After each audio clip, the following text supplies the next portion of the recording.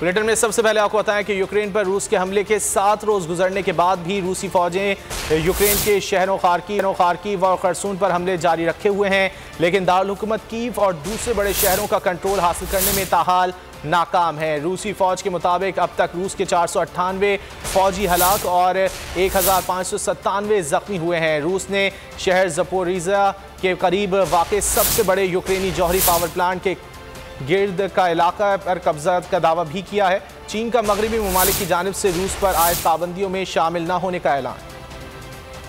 Ukraine के शहरों पर रूस के हमले, यूक्रेनी फौज भी मुकाबले के लिए तैयार। खार्किव और खैरसन रूसी हमलों की जद में।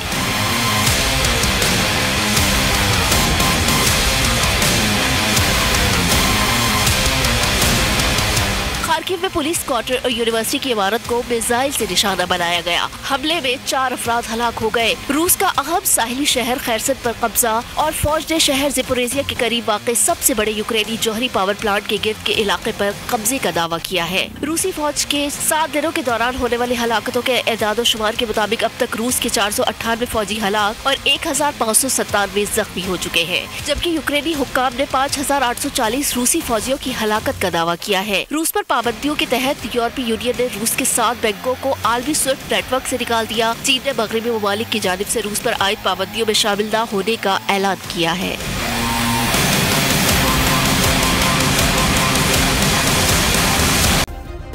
सब्सक्राइब करें और बेल दबाएं ताकि कोई खबर रह न जाए।